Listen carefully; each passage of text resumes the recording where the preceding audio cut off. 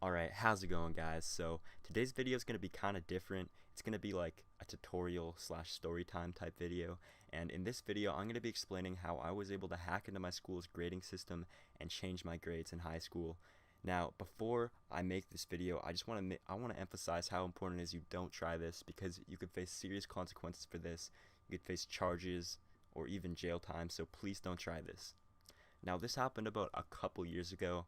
One day I just decided that I wanted to try it out just to test if I'd actually be able to, and surprisingly I received all of the passwords of all of my teachers' grading panels, and I was able to change any of my marks even though I didn't, because I did not want to risk facing the consequences of getting caught.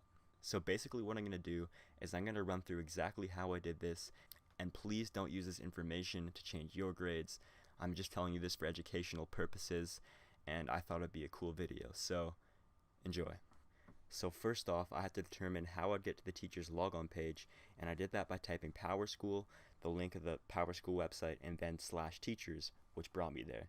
And then I decided that the best bet would be to make a phishing page, and I did this by using a program called HTTrack, which all I had to do was copy the link of the website and paste it in the program, and then from there it just duplicated the website and it made me a phishing page.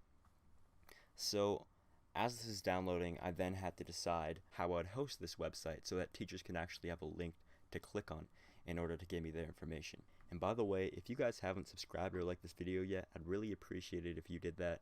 And yeah, thanks for watching. So I did this by using a website called biz.nf, as you can see, and it's a free website as long as you use the .co.nf domain.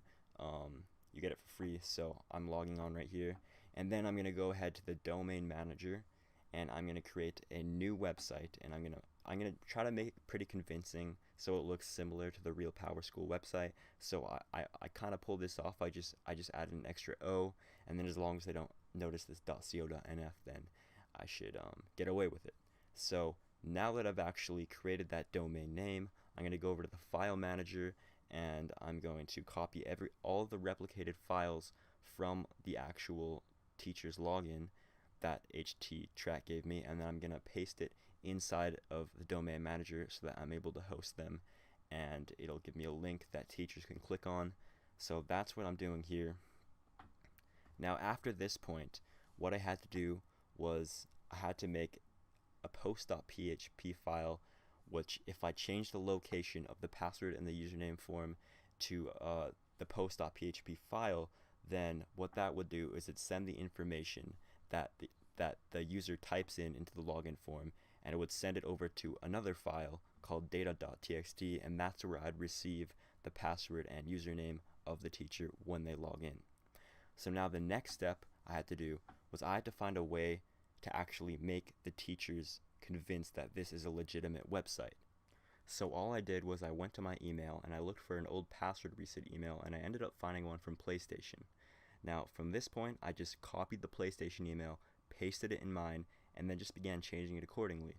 So I changed the logo, and I changed just the wording and the text and the links so it would bring the teacher to my website. I'm just changing everything up right now and customizing it just from an old PlayStation password reset email, and this is the final product.